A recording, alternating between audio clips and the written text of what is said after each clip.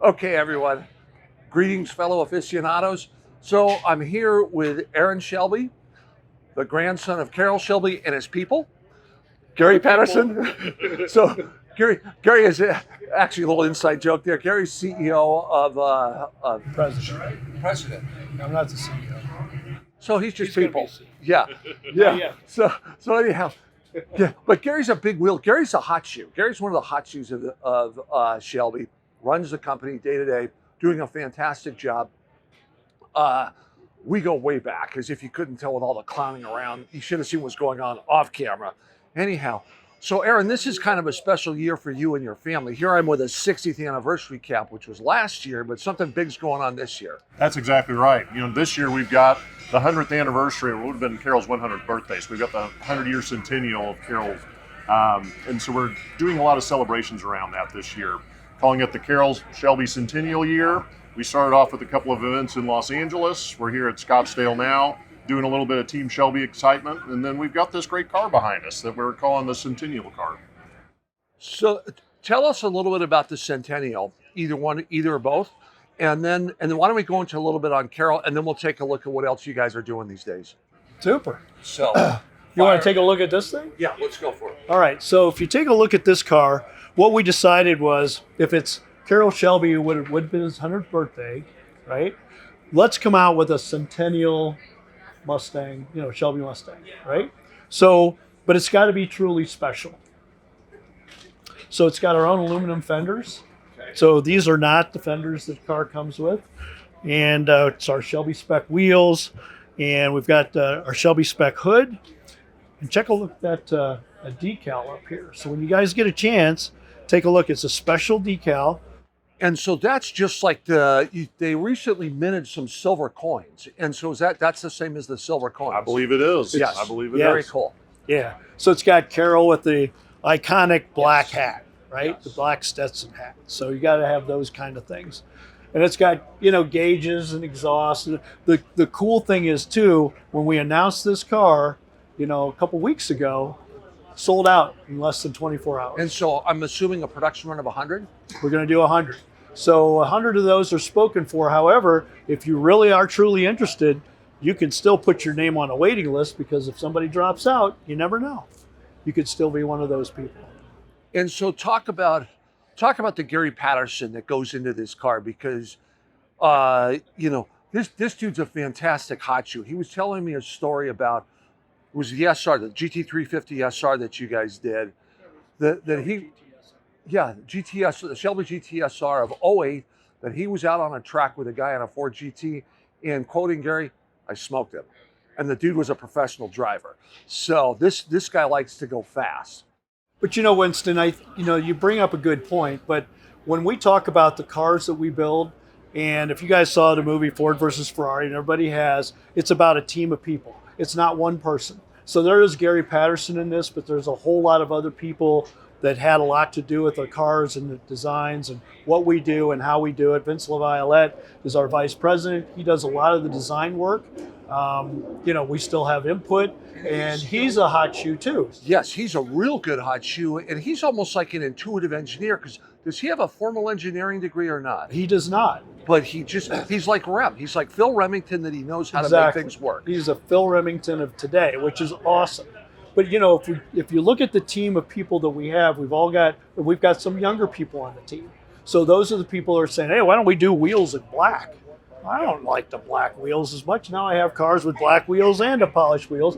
But it's neat to be able to have both. This particular car, that I like, it's got 750 horses. And who doesn't need 750 horses to get to work, right? So that's just part of the personality of the 100-year that we think Carroll would like, because Carroll was always about the next one and going the next level and doing those kind of things. What's your favorite car? The one that hasn't been built yet. That's exactly right.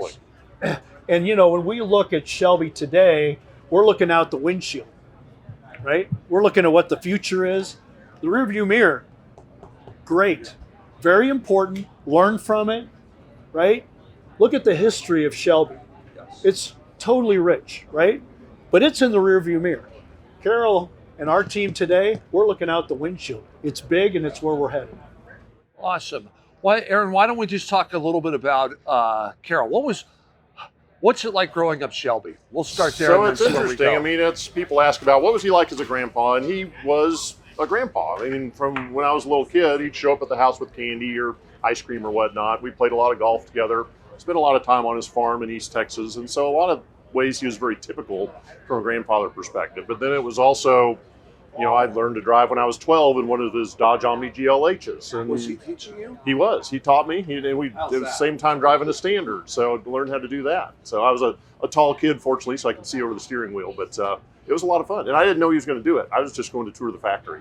He was like, "Hey, we're going to go out to the parking lot. I'm going to teach you how to drive as well." So it was awesome. So when did you start to realize, you know what, Grandpa's a little different from the other grandpas? It was for me. It was when he joined Chrysler, because I was around 10, 11 years old, and all of a sudden he's on the front of car magazines again. For the decade of the 70s, he wasn't involved in the car world for the most part, and all of a sudden he's on the front of Road and Track and Auto Week, and they're saying, "Hey, can he help save Dodge? And is this the right move for him?" And all those articles started off with his history of what happened in the 60s and the successes that Shelby American had. So that was really my first foray into learning about a little more of who his other life was.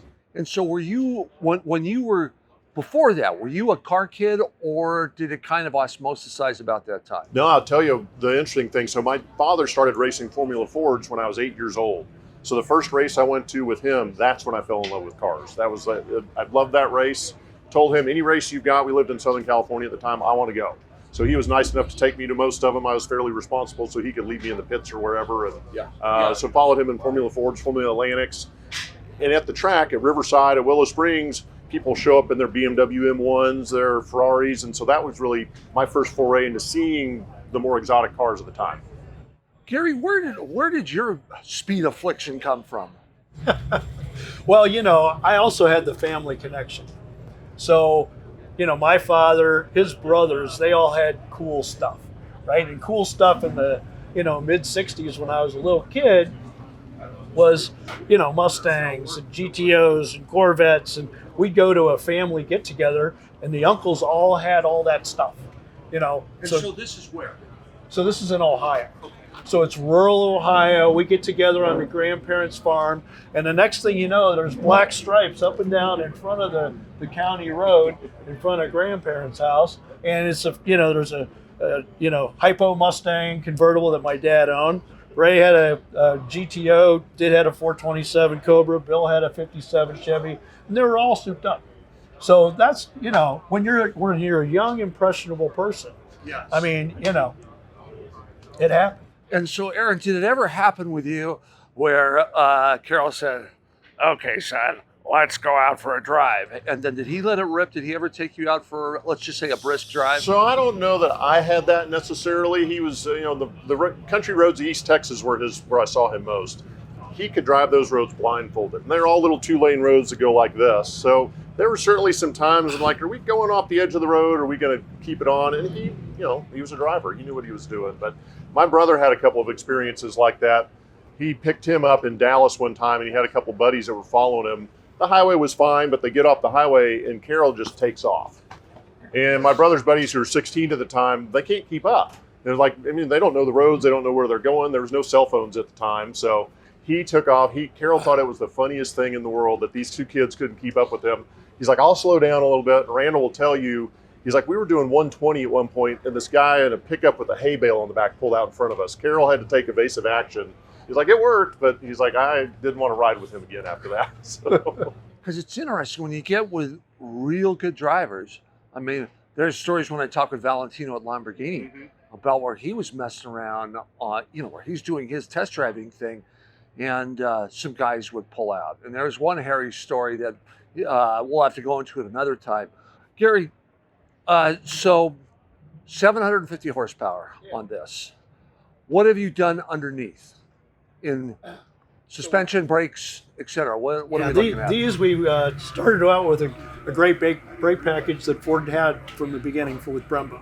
So we didn't mess with the brakes on this particular model, but we did go through the suspension and stuff like that. So it's all reprogrammed, and we've got a Borla exhaust system, and we've got some more Easter eggs out back with a real cool, center emblem with the Centennial badge and those kind of things. And there's some goodies in the interior, little Easter eggs. And if you look on the fender on the side too, it's very difficult to see, but it's all ghosty because it's black on black.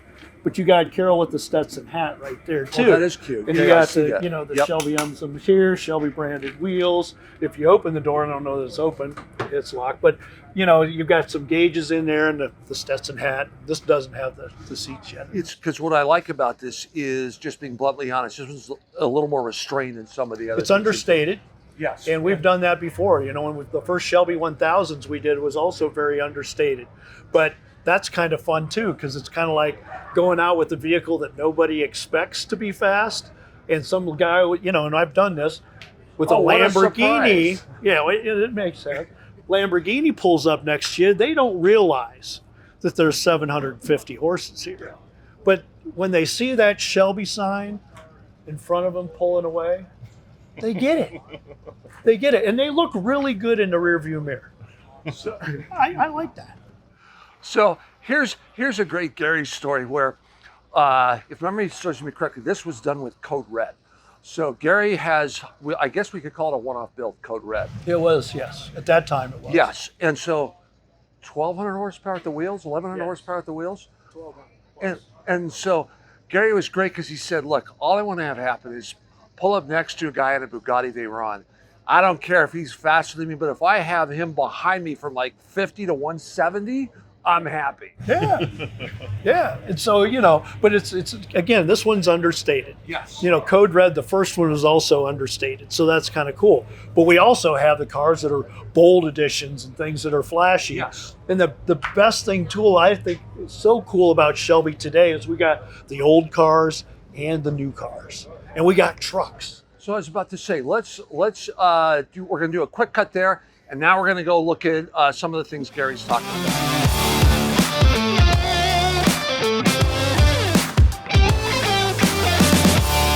Okay, everyone, we're back with Aaron Shelby, Gary Patterson, Shelby Automobiles. Here we are at Barrett-Jackson. So when you hear this rumbling around going on in the background, that's what we're doing.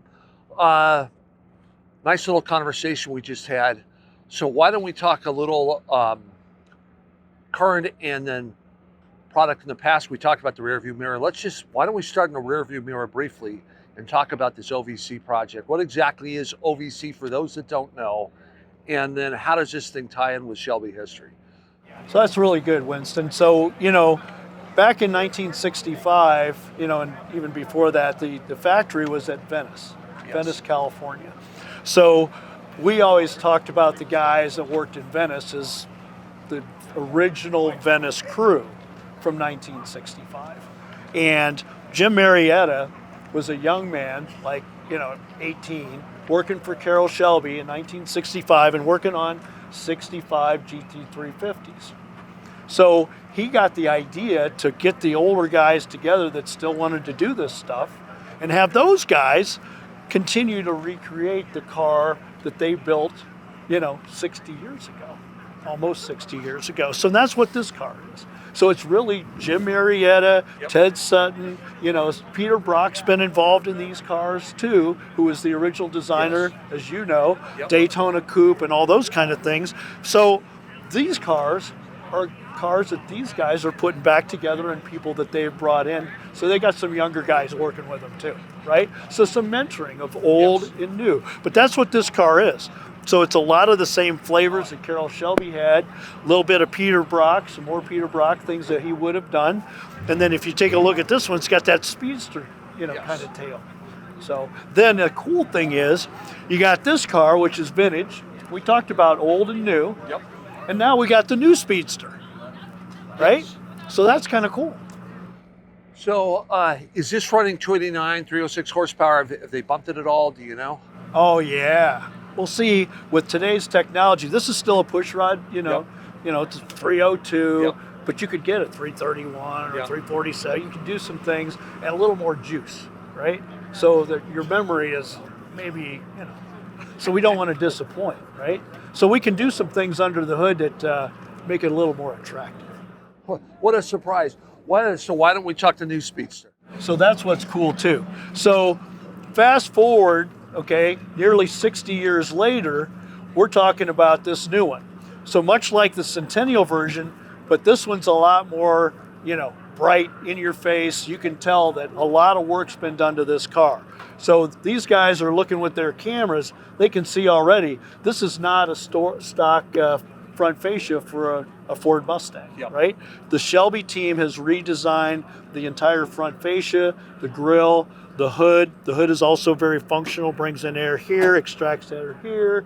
We've got the aluminum fenders, gives you wider tires so you can put 305s on the front. 825 horsepower, okay, because, you still need that to get to work too.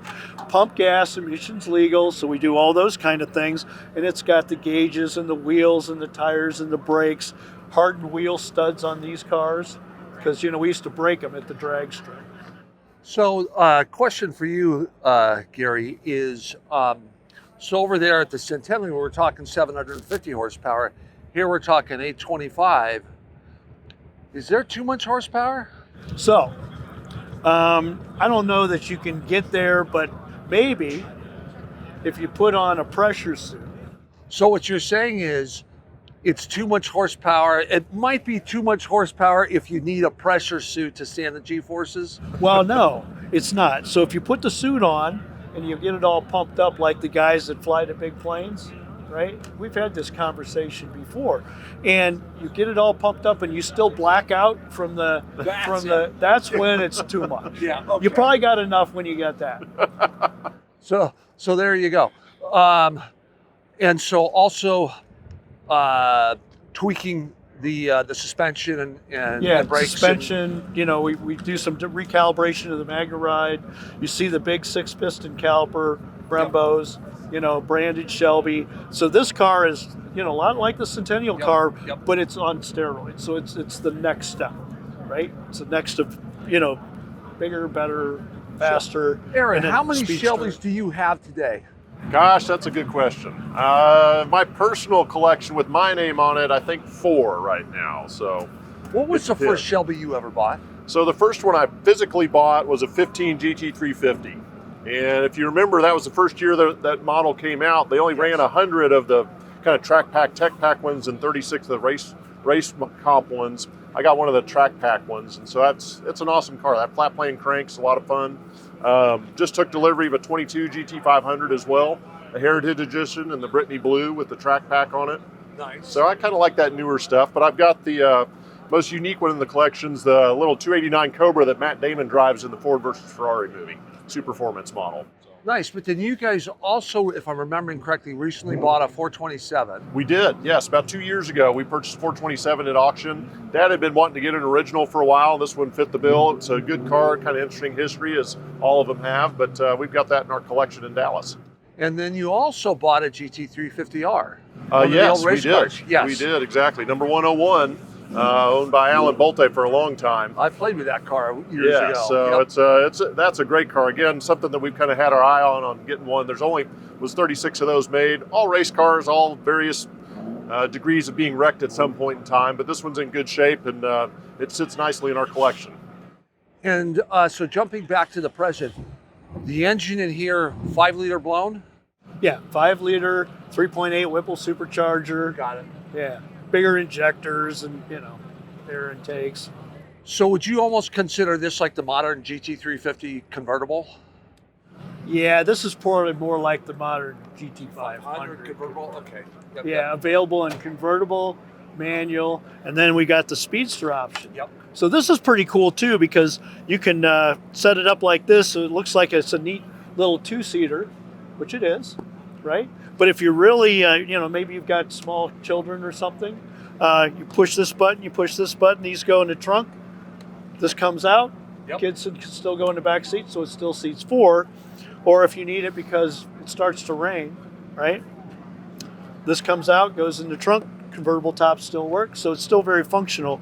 But for most of the time, it's a cool date night car. You take it out and have a little Speedster.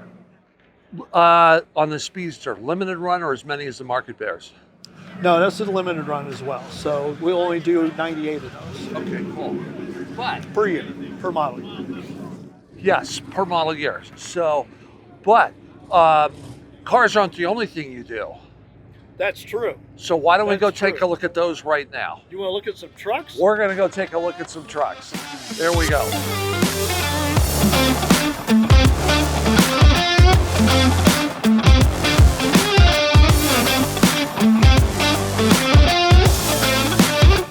Okay, aficionados, we're back. Here we are at Barrett-Jackson with Aaron Shelby, Gary Patterson, and we're standing next to some Shelby trucks. You have literally the Shelby DNA. Does it seem strange to you to find the Shelby name on, I mean, something that's taller than we are? This is huge right here. Carroll would love this, by the way. So it's interesting. Carroll always liked to play with different technology and different opportunities, let's say. Back in his Dodge years in kind of the mid-90s, he would soup up Dodge trucks. Unbeknownst, there's no badging on them or anything like that, but he'd put big Viper V10s in them, and he'd do all kinds of stuff, supercharge them. So I think trucks was always a natural progression, but as the truck markets continued to grow, Gary and the team at Shelby American really saw a couple of opportunities for us, and we tried it out about 7 or so years ago. Went really well, and now we've got a full line of trucks. So we just see a couple of them right here, up to the largest here, this F-250 Super Baja, and then we've got the smaller F-150 Super Snake, short bed and single cab here. So a little bit of everything for anybody that likes trucks. Is this what I was playing with at Monterey that one year? I think so. Yeah, I think so. It's 0 to 60 in 3.45 seconds. So it's pretty quick. This thing, I like this thing a lot. So that was 2 years ago. It was 2 years ago. So 2 years ago at Monterey, they introduced the Super Snake truck. And so I had it for like 2-3 days, and that's what I was using for transportation while we did the photo shoot on it. I had a friggin' blast with this thing. I loved it. It was kind of a nice, smaller size. It was quick, relatively nimble, and I was dumbfounded about how many people were like, "What's that?" I'd ask you about it. Yes. Yeah. It turns heads. All of them do. It's amazing. You know, whether I'm in Dallas, Las Vegas, Los Angeles, somebody sees a Shelby truck, it stands out, and they want to know why we're doing that and what it is. Well, there's a demand for it out there, and I think it's a natural progression. They're all limited runs like we do with everything else out of Las Vegas, and it really shows where that market's going and that Shelby as a company can evolve and get into where the market is. So, and am I correct that you guys are making more trucks than cars these days? Yes, that's true. There's more trucks than cars. And right there's a real big boy, right? So, because this is the first time I've seen the T-Rex. And, yeah.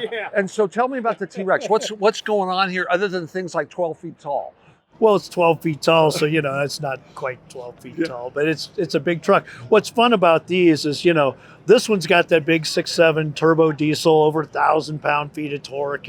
So you can pull a freight train with this thing. So it's really cool. But the nice thing is, if you've got these trucks are amazing, right out of Ford Motor Company, right? I mean, they'll pull anything you want to pull, but when you pull up in one of those, and I did this actually one time. I pulled in a rest stop and did my stuff, and there was a guy that pulled in a brand new Ford pickup with his wife or girl, whatever, and she gets out, I come out, and she's telling him, "Look, why do we have that when we could have had this?"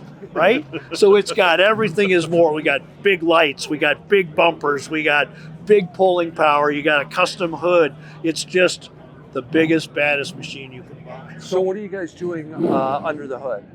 Oh, under the hood, we don't do a whole lot with that diesel because, we got to make sure we pass emissions and so forth. So we've been very careful about, not playing with that piece of it. State legal. But all the rest of it, the suspension, we got big Fox suspension, wheels, tires, a lot of different things. This one is more sporty, goes around corners, but it's got big brakes too. Yes. Yep. So this one has a big brake upgrade. Yeah, I really like this thing. This It's was fun. Oh yes. Do some drifting with it. Just leave it in 2-wheel drive. But the fun thing though is, you pull up next to somebody, and maybe they're out there on the track with you, right? 4 high. When you leave the line, you leave them behind, even if they're in a sports car. Pretty cool. See, this is what's great about Gary. If you couldn't tell, Gary's pedal to the metal. Like, do you ever lift? Lift. Never left. Lift. Never See, left. what does that word mean? Yeah. Well, and the other thing is, I have a hard time. Brakes? Who needs brakes, right? I'm kidding. Brakes are very important. But we laugh about this. So, because you like going faster on the track, you like burning the rubber, you like the hybrid, which is you burn gas and rubber at the same time. Correct. Yes. And so how much do you like getting air with these things? Are you testing them out like that, doing any air? There's been air under the tires, yes. Yeah, we got videos. Okay, for another episode. Yeah, and that baby's coming. We'll have to come up to you guys for a visit, which would be delightful. And then we'll really dig into some fun stuff like that. And then the original, when you guys came back with a Hertz model in 2005, 2006, that's a great story. So why don't we talk about the charitable aspect of stuff? So you want to go into that, and then we'll take a look at a charity car that you have here. That sounds good. Thank you. So Carroll started the Carroll Shelby Foundation in the early 90s after he had his heart transplant. He wanted to go back and help families with children going through transplant care. He saw a lot of kids in the transplant unit when he was getting his heart done, and just really tugged at him and said, I've got to go do something about this and help. And knowing that he was going to get an extended life, he wanted that to be the way that it was going to materialize. And so over the years, the foundation's changed a little bit. We still have that main focus of helping families with children going through transplant care, but we also now have an auto tech education component to this, which is great. About 15 years ago, he worked with a school in his hometown in Pittsburgh, Texas, Northeast Texas Community College, and rebranded their auto tech program as the Carroll Shelby Automotive Technical Training Center. See, I didn't even know that. Yeah, and we provide scholarship dollars. At that time, that school had 7 students. Today, they've got almost 80 students going through that program on an annual basis. Awesome. So it's really a good way for them to get an education. Not everybody has to go to a 4-year university to go be successful in life. And so this gives them a good technical skill to learn. Lots of opportunity in the automotive world. All dealerships are short of staff. Everybody needs something like that. So it's been great. And it's crazy because when you do look at that type of stuff, I have a bud up in Seattle, that you can make $200,000 a year up there being an electrician just because no one wants to do it anymore. And so when you guys, for those that don't want to go to college, not meaning to give the sales pitch, but it's unintentionally becoming the sales pitch for those that don't want to go to college, that like working with their hands, that like to play with cars. Bingo, there's an avenue. It's great. And so I'm president of the foundation today. And so that's a lot of my focus and what we work on. We've just introduced a program with the College of Southern Nevada in Las Vegas with their program. And we're trying to expand this out to provide scholarship dollars to more schools. In addition to the schools that we're working with, on the transplant care side, we've partnered with a number of pediatric transplant hospitals now that have the need, and we provide donorship dollars to them as well. And so that kind of leads us into what we're going to talk about next year. We've been working with folks at the Kansas City Air Show for a couple of years now, providing special Shelby cars for their raffle that goes to their local transplant hospital. So we've got one of these cars right here, if we want to kind of take a look at that. And Gary can talk through some of the details on it, but this is the donor car for 2023 in the Kansas City Air Show raffle.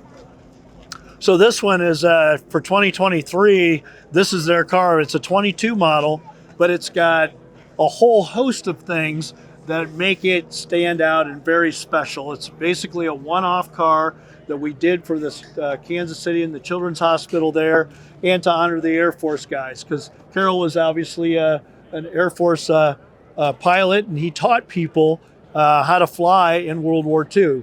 They wanted him to teach them because he was so good at flying. So if you take a look at this car, it's a Super Snake Speedster to begin with. It's got the wide body option. Check out these little Easter eggs everywhere. If you look at these wheels look a whole lot like the wheels on an F-16 fighter jet. The center caps on the wheels, they've got little mini F-16 fighter planes in formation on the wheels. It's got the stars and the stripes. It's red, white, blue, along with silver and black. But it's got Carroll's signature back here, a duplicate of that because we had that electronically recreated. 60th anniversary badging, and all the stars and stripes and everything that goes with it. So gauges and things like that.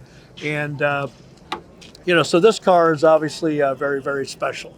So, and I think Aaron and I have signed the dash and things like that too. So, neat car, and it raises money for the charity. And that really goes on with what Carroll started with the foundation and the importance of giving back. So Carroll wanted to do that. We continue that legacy today. Awesome. Yeah, and like you were saying, just even when we were talking about the OVC car, where younger people coming in, it's just kind of the give back to keep to keep the whole flavor going of hot rodding. Yeah, and it's hot rodding, and you talked about the burning of the rubber and stuff, and their hybrids, and we always joked about that because we burn gas and rubber, but we are sort of looking at the new powertrains, and Carroll was excited about that. We've got him on tape in 2011, talking about future and powertrains and how excited he would be if he could be a part of that. Realistically, he knew he wasn't. But that's where, myself, Aaron come in and the team at Shelby, working with the Ford Motor Company to figure out, okay, what is next? Where can we go from here to bring in a whole new generation of vehicles as well as the people that go with it? See, what's so cool about this is you have real DNA with him. Not that many companies can say that. Right. And then you are the embodiment of old Shelby. Because in that way, you remind me of Valentino, where Valentino Balboni was the embodiment of old Lamborghini, and then Lamborghini now owned by VW Audi. That sometimes gets a little lost, but this stays really true to Shelby, which is great. And so I think we'll call it a wrap there, gentlemen. Sounds good. Appreciate Yeah. the time today. All right. So thanks for joining us, and we'll see where the road goes next.